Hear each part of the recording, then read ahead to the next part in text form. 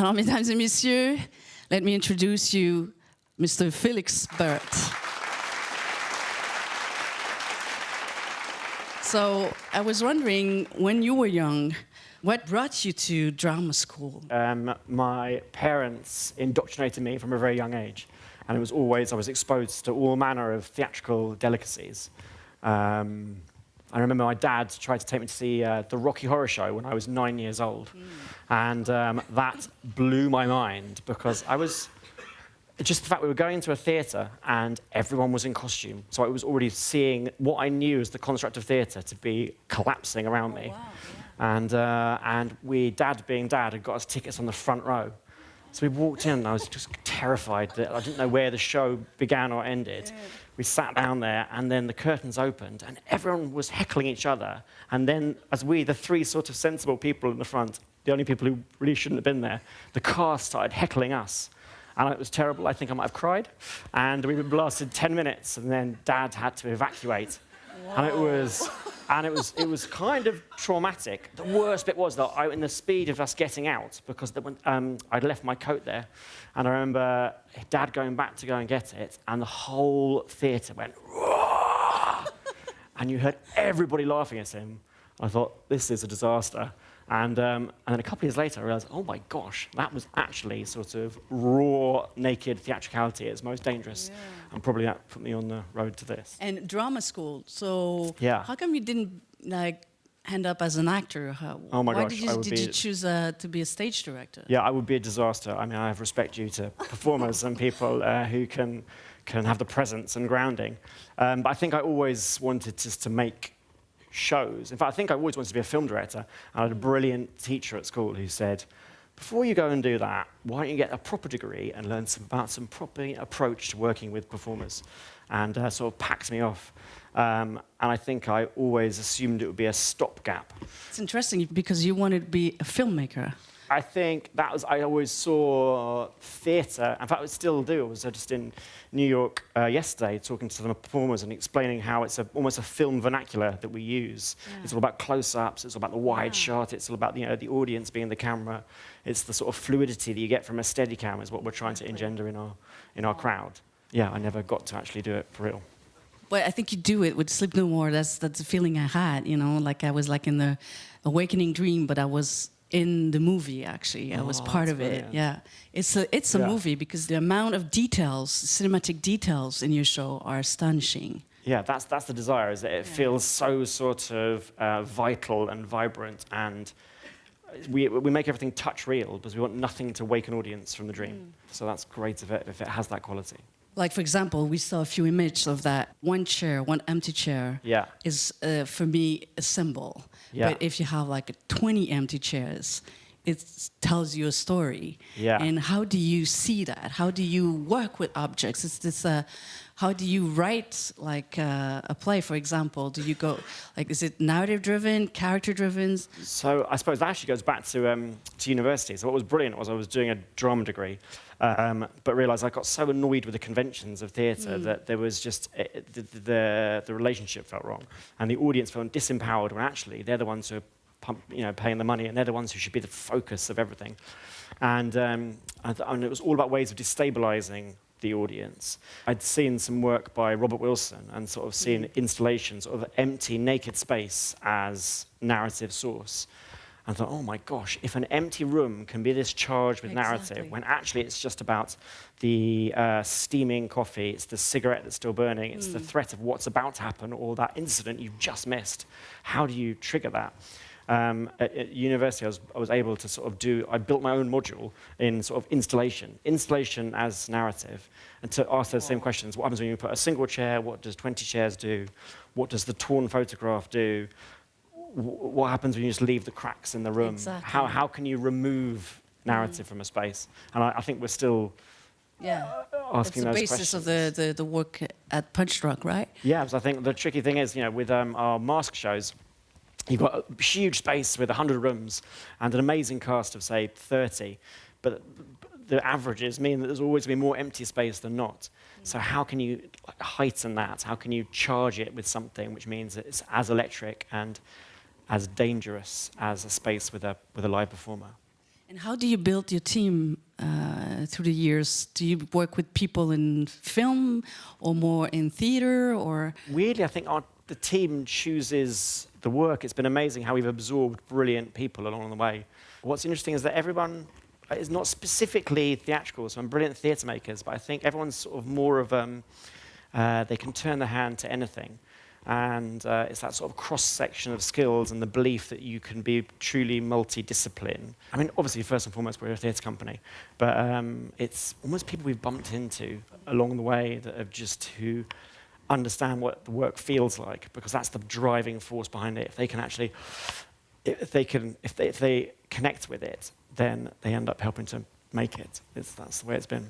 How do you choose your actors? Is it like dancers mostly, or? The brilliant Maxine Doyle co-directs and choreographs all of the mask shows, and whereas she's looking for physical language as one of sort of proper contemporary dance. So it's got the level of technique needed to actually sort of conquer the moves and is high, and we have cast all over the world. But what's interesting is that when we do an audition, there will be a phrase that the dancers are playing out, and Max is sort of scrutinizing the actual sort of the beats of that. But what I find myself looking at is actually the group who aren't on stage, the group who are watching, waiting to the next round till they go on. Because I find that a performer's resting state, when they're not doing anything and not aware they're being watched, is what we need. Really because it's all about presence. Because when you're battling a huge warehouse, you need to be oozing gravitas, personality. It needs to be your driving force. You need to be able to do the tiniest thing, the look of the eyes, the placing of the glass on the table, something that could be throwaway, but because of their presence, it becomes something other. And what we've found over the years is actually that it's a tough skill, and it's almost like a God-given thing. It's hard for a performer to learn it. It's just they've got it inside them.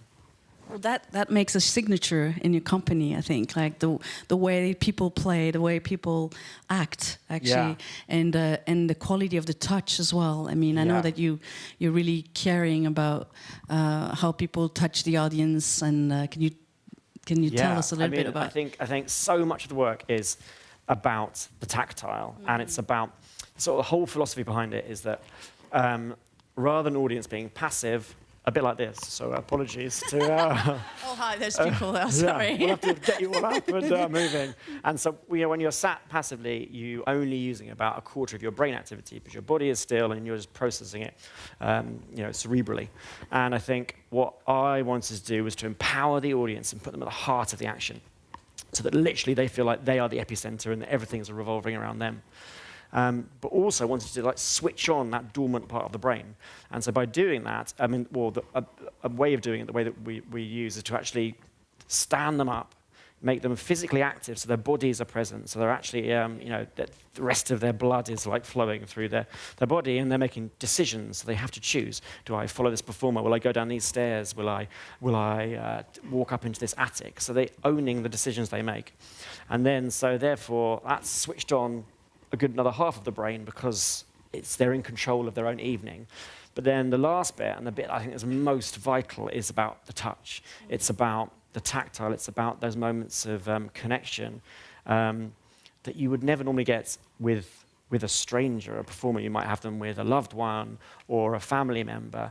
But true intimacy comes from proximity and softness. And in terms of the film at close-up, it's about literally being as close as you can. Because the inherent theatrical danger of the situation could go anywhere that's the magic canvas on which we want to paint.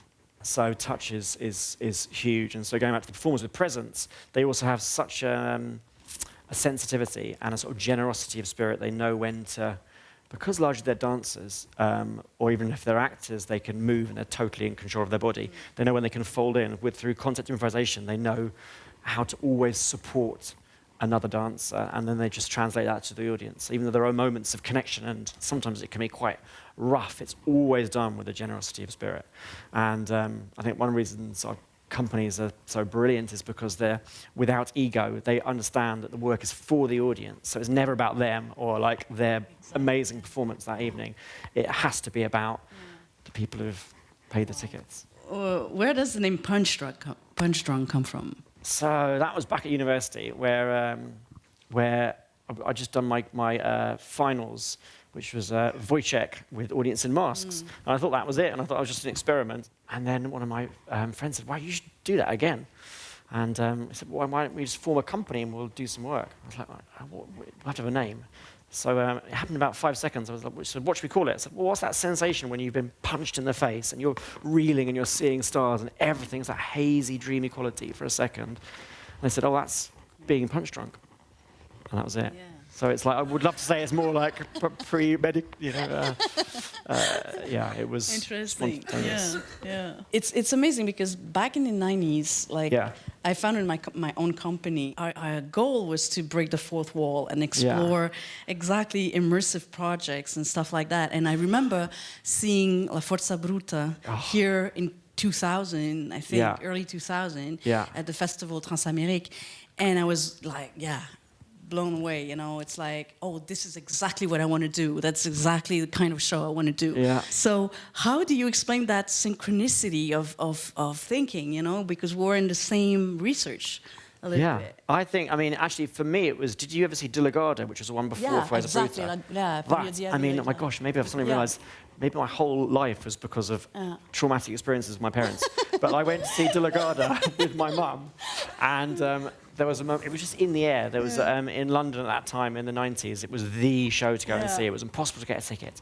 I remember getting one, and I was quite young, and being in that space and feeling the danger of a club environment of 400 audience all standing up, the sweat, being pressed against other people, and the loud music and the sort of chaos of it all.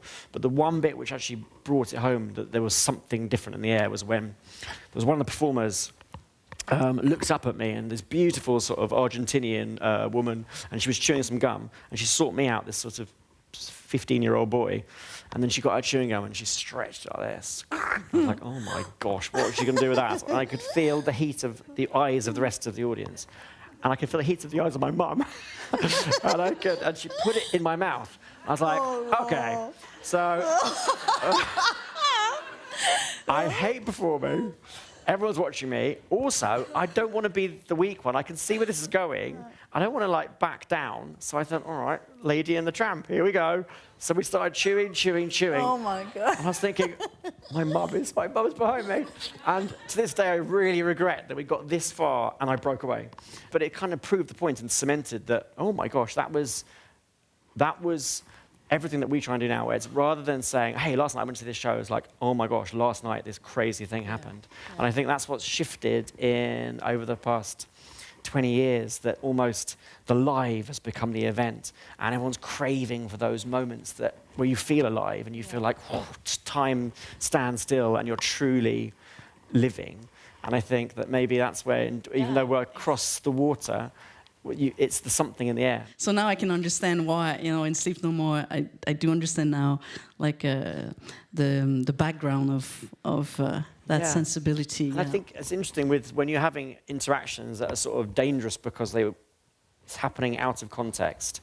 And sometimes it can be the smallest thing. Sometimes it can be, maybe it's a kiss, maybe it's chewing gum, maybe it's just the connection of eyes. But I find it amazing, even today, that people can have one split second of contact with the performer, and they'll tell me about it afterwards. When I say, like, how was your show? They say, you'll never guess what happened. And often sometimes they say, I had this crazy one-on-one. It's like, oh, brilliant. You know, which room were you locked in? What happened? What was the story beat? You know, what went on? And they just say, oh no, I just was walking up the stairs and I looked in someone's eyes and it was amazing. I was thinking, oh my gosh, this is quite a cheap way to make quality theatre, but it proves the point that if it goes in deep enough and if it hits a sort of visceral place, then it's profound. Yeah. I would like to know the non-linear narrative content in your productions. Is it a method? How do you get to a story? Do you rereading like plays or? Actually, the shows are linear if you want it to be, because I was always trying to play with form, and how do you change the audience experience? How do you break the formula nature of picking up a ticket from box office, going to find your chair, sitting down, watching a show? And it was about making every step of that unexpected and dangerous and deliberately difficult and deliberately quite bad, so that you feel a state of slight chaos, so that when you go into the building, you don't know, is this a show? Am I going to anything could happen. So when you're in that place where actually then you've got adrenaline coursing through your veins, you're in fight or flight mode, your synapses are firing, so you're ready for anything. You go into the darkness where you sensory deprivation, so that actually we're sort of tuning audiences so they're hypersensitive. They're at quite a sort of fragile place, which is brilliant, but in terms of story and narrative, they need a hook. Yeah. And they need to have some sense of sort of being able to understand what's happening in the maelstrom.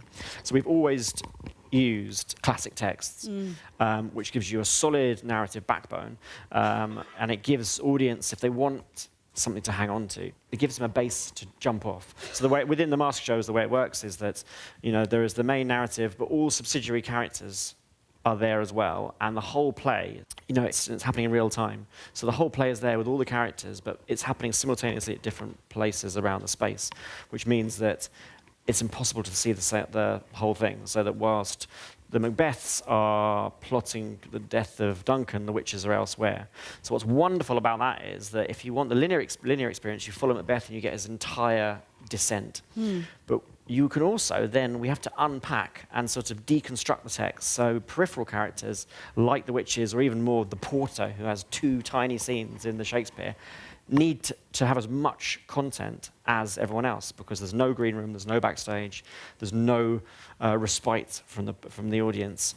So we find ourselves deconstructing to the point where we're elaborating, we're filling in the gaps, we're imagining what they would have done between scenes, or by the end we're actually just adding our own source material to pad it out. And what you're left with is a sort of joyous mix of raw Shakespeare and then the stuff that's influenced us and the stuff that the building wants us to put in. And then for the audience, they get a decision of whether they can follow it or choose to break it. So actually it's not non-linear, it's just optional. And you either follow the story or you follow the architecture of the building and let it guide you. Yeah. Because Sleep No More is based on Macbeth, right? It's brilliant. Yeah, it can equally be frustrating. So it's like for every audience member that finds themselves suddenly locked in a room with, or just alone with Hecate, there's another audience member who then can't find the action. And it says a lot about your attitude to life, that you either can be exasperated and just retire to the bar, or you can persevere and just trust that you'll be able to sniff something out. And if you work hard at it, the harder you work, the more you'll find. So that's one of the reasons. That's why I saw Sleep No More 6 times, because I wanted to find, the whole idea of Macbeth. And so I was following a character, like running everywhere. And another moment, I was just standing at one place and waiting for the action to come to me.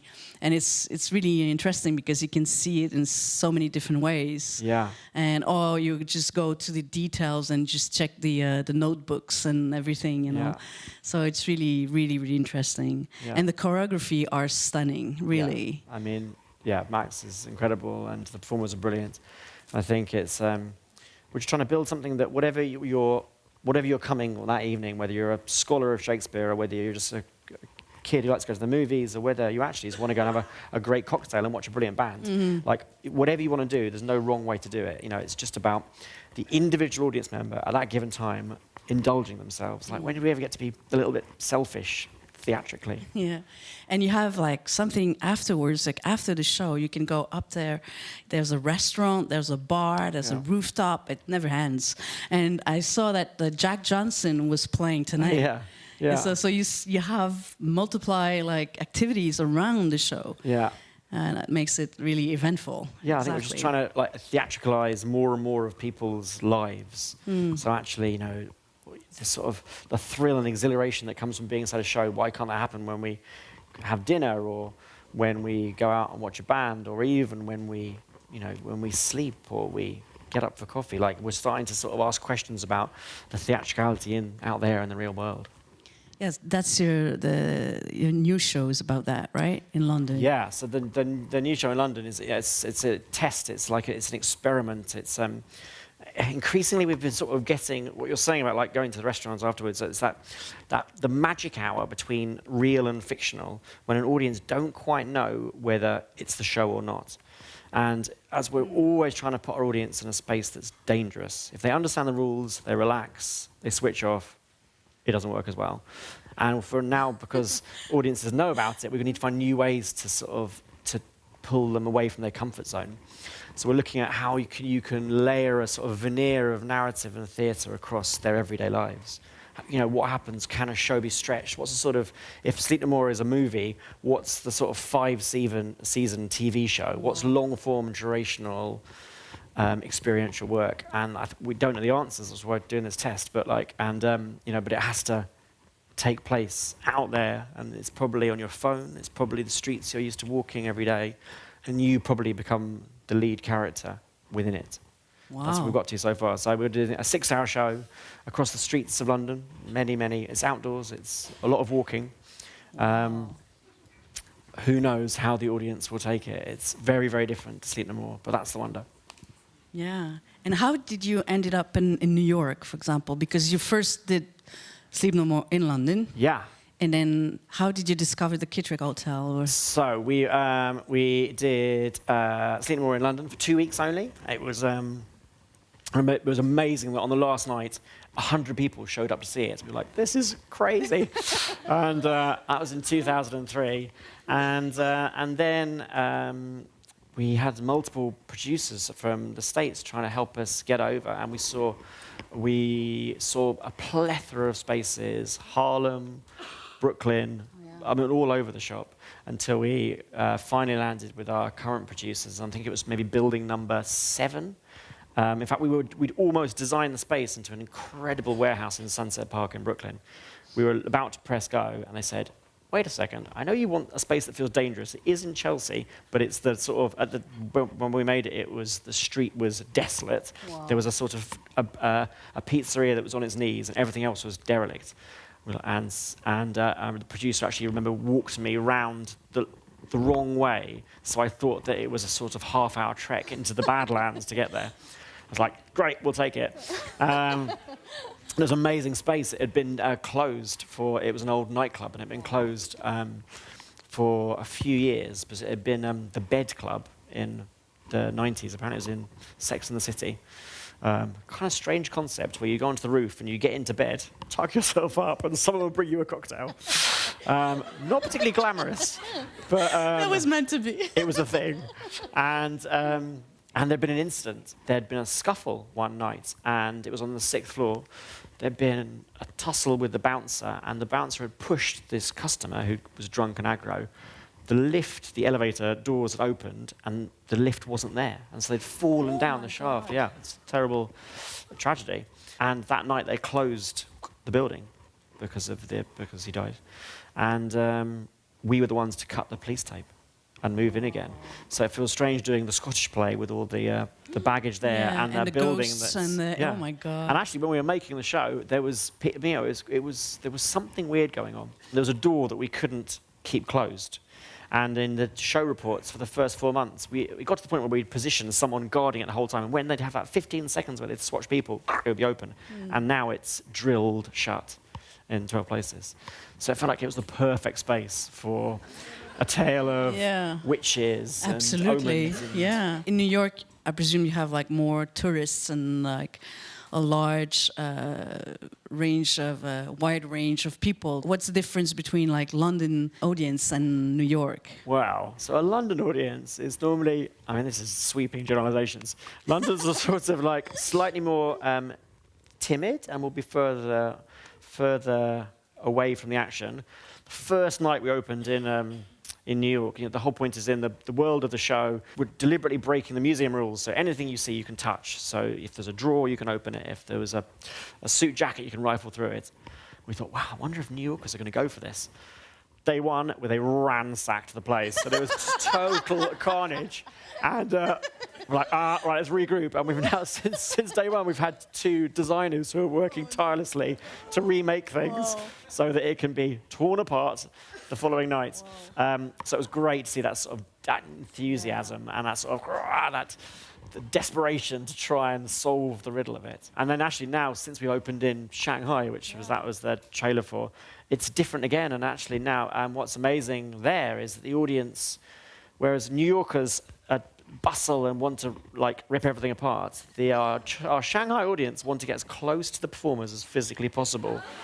And we've had some amazing sort of superstar stalwarts who've done the show all over, and they came to Shanghai on the opening night. They sort of walk out, they know this show better than anyone, full of confidence. They did 3 hours, they came out pale as a sheet, going, I'm not sure I can do that again. That was just, they had, the audience are just desperate to see the nooks and crannies of the eyes, and you need to hold your nerve when you've got a lot of people literally following your every breath. Well, that's really interesting because, like you were saying, like having those masks, those hidden faces, give you the authority to become a hero in the story. So the reaction of the public is part of the game. Like it's part of the completely, and it's actually what feeds the performers and makes the show live. So actually now in Shanghai, there's an electricity which is second to none because they're so attentive and they so want to grasp the narrative and be on the heels of the performers that the charge in there is amazing. So it's really nice to think that it's a world where there is a theatrical exchange and the performers are directly pushing off the energy of the crowd. And is it taking place in a hotel or in a different place? So yeah, it's a different hotel, but it's a hotel all the same. It's a hotel. Although it's a hotel that's set in Shanghai as opposed to a hotel that's set in Scotland, which is New York. So actually it's quite a different show. It's still got a lot of the Shakespeare, but we've put new narrative strands in because I think I was saying about the narrative hook that's familiar. So when an audience is discombobulated, they can find some story that they understand and sort of begin to piece themselves together and solve the riddle. In Shanghai, Macbeth isn't that familiar, so we've put in some folk tales that everybody knows there, just to give the local audience something to pull them through. Right. So it's great. It feels almost feels like a new show. Do you have like preoccupations like political or social, for instance, probing the human soul, seeking beauty or stuff like that in your narrative? I would say we don't shun the overtly political, but it's actually more about the core of what makes us, what it is to be alive. And I think what we're trying to do is break an audience back to they're so raw and open, and moments of, it's like that sort of childlike excitement and adventure when you're seeing things for the first time. The moment when you've explored your grandfather's attic and it feels alive with promise. How can, as adults, we've sort of, we build all these constructs and these walls and there are ways of being and that's not the done way. And actually it means that we're living life through quite a set of barriers. And if for a few hours you can move them away, you can actually sort of be true to yourself and your sort of your impulses. That feels really empowering. So I think so much of it is about stripping away the veneer and coming to that point of raw instinct. If you can do that, then you can just commit to it. Then I think it can be a real force for good. And the sound design as well. The sound design is a character. Yeah, completely. So Stephen Dobby, the genius, has done all our sound design all the years. And it is a character. When you have a big empty space, we sometimes do like the stress test for a building is whether if we blacked out the windows and we put on some of Stephen's sound, would it be a show? Because it's so transformative. Going back to like how you get to the essence of someone, we find like if it's words, then your brain has to process them, understand them, and then you get the feeling that comes down. Whereas music or a pedal note is so primal, and it doesn't matter what language you speak or what your socioeconomic background is, it cuts to the quick. And it's why now there are sort of hundreds of speakers that lace the buildings because we never want to. Yeah, because there's sounds everywhere, like in the staircase, everywhere. Yeah, everywhere. I think with Sleep No More, I think there's probably about 32 hours of sound. Oh my God. Whereas the audience only ever experienced 3. I think if you switch the sound off, basically if you switch the sound off and turn the lights up, it would be a total disaster. We'd close tomorrow. And the use of the mask, so we talked about it. Who crafted the mask? Well, so that's really interesting. So the masks back in the day, so it was my finals directing at university, and we've been working with the neutral mask, which is the sort of the tool for gesture and mime, and how you can put it on. It's just it's a humanoid face that whatever your physicality does, it will adapt and sort of accentuate. So I just got a load of those and went down to the art school and pressed them myself and cut them out, and it was just a test for one night, and I had a woman come up to me after the show, and was very sweaty because they weren't very breathable back in the day. And she apologized and said, "I'm so sorry, I think I really ruined the show because I put the mask on and I felt like someone else, and I sat on a performer's knee. I mean, I'm so sorry, I know it's your exam." And I was like, wow, that's crazy. So next one, we started pressing some more, and it used to be like the cast and crew would be literally, we'd press a batch and we'd all be cutting them out like 5 minutes before we'd open. And I mean, everyone had bloodied hands and sort of the labor of love that went into them. And what happened, the design of them, it used to be a neutral mask with lips, and the amount of complaints we get where the sweat. So the sort of strange design that you'd think is aesthetics and that it's some sort of like Venetian take is actually just, it's evolved to a breathable place where it obscures your face, but you need to become part of the scenography.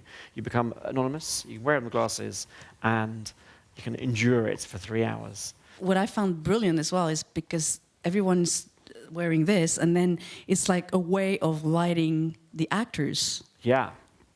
And making a difference between the audience and the actors. Yeah, I mean, again, I think that it's such a simple core ingredient, but without it, the show wouldn't work. For an audience to have focus and to be watching and to be like on a knife edge with the performers, it's my worst thing when I was a kid was going to see theatre in the round where you'd see performers working their cotton socks off and you'd be finding it really emotional, and someone opposite, you'd see them laughing. You'd be like, whoa, how are you reading it that way?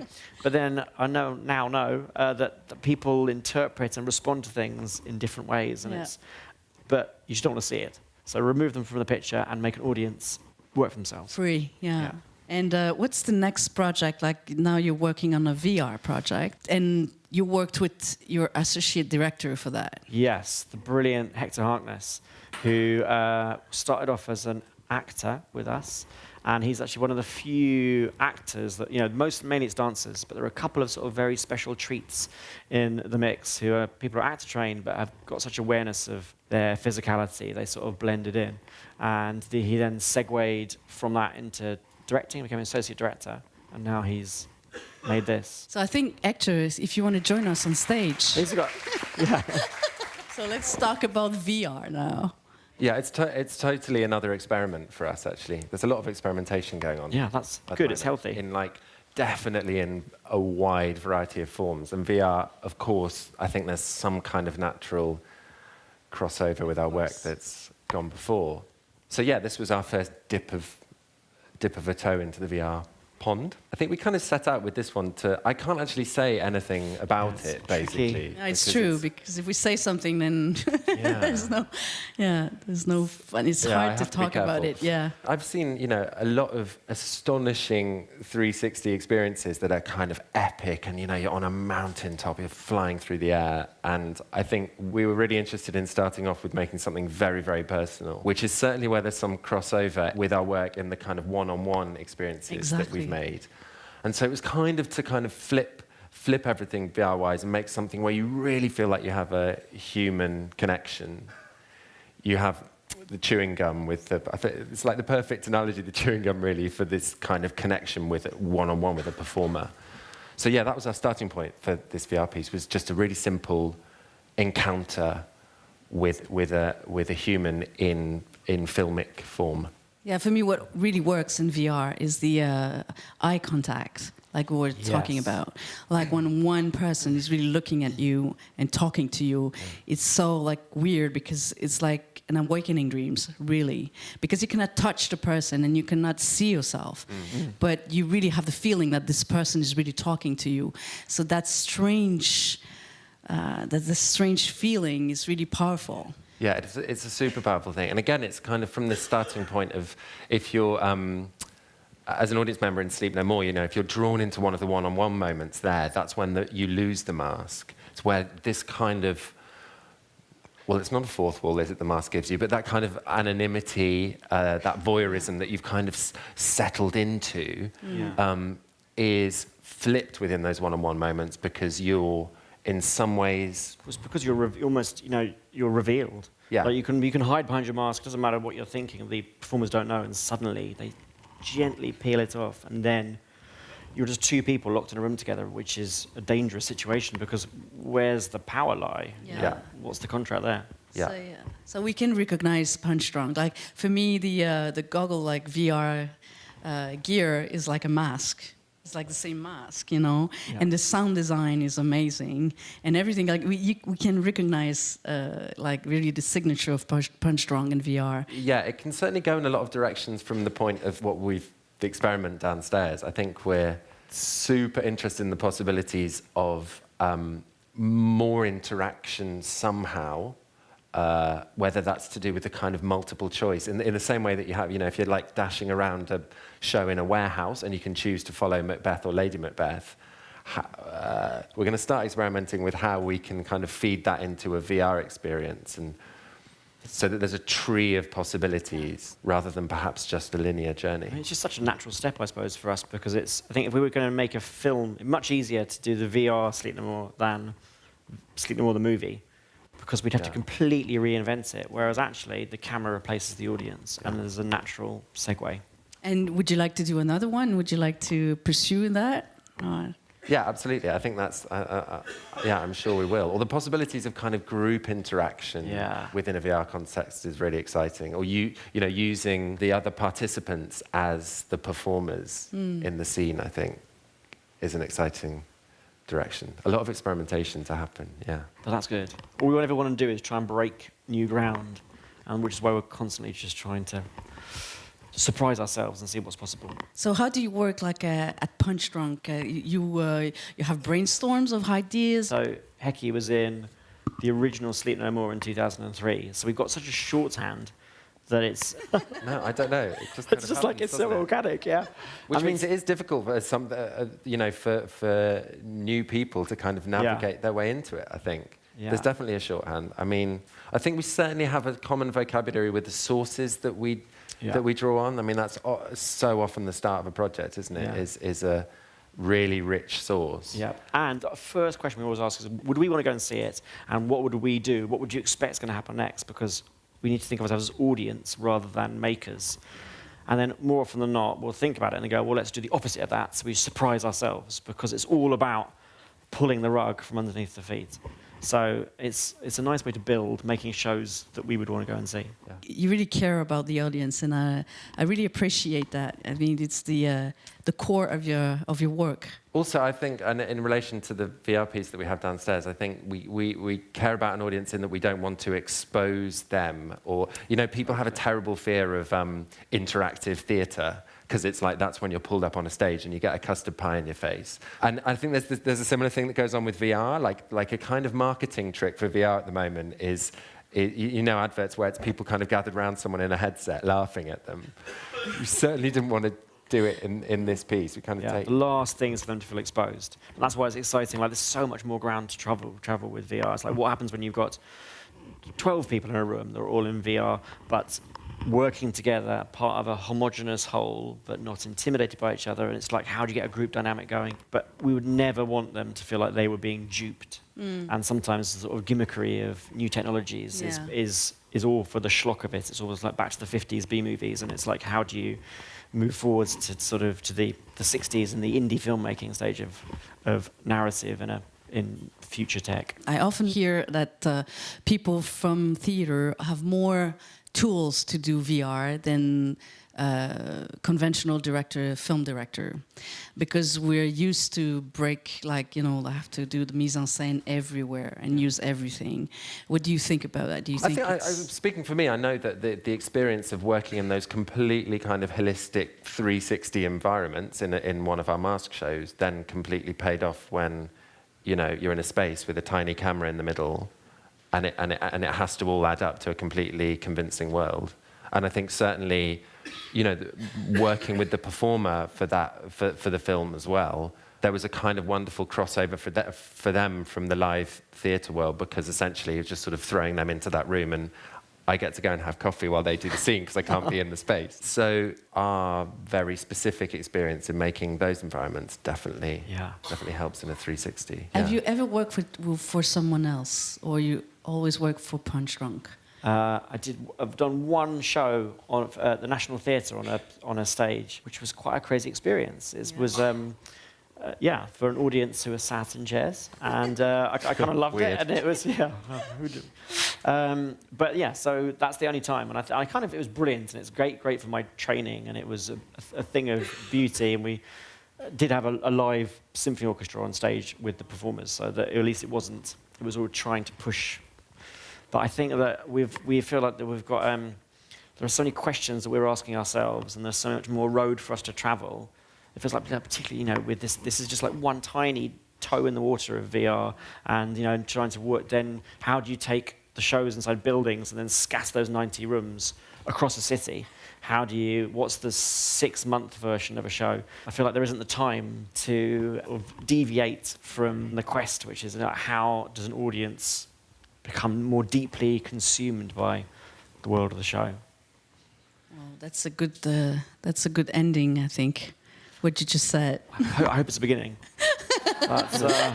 Yeah, well, that's another thing. For me, when the show encountered the public, it's the starting point for me. Yeah. So what do you think about that? Do you think it's the end of the process or the beginning of something else? Yeah, completely. It's just giving it to the performers and to the audience to interpret. I mean, just it's constantly surprising how people respond to the work as well. You can never, when you're in such proximity and that the barriers are broken down, there's always something unexpected will occur. Because as a director, sometimes I see something on my show that I haven't seen before. I see it through the eyes of the audience, and then I discover something. Oh my gosh, it's a nightmare. With our shows, it's not until the previews where we actually got an audience coming through and realise what we've got, but it's also hypothetical.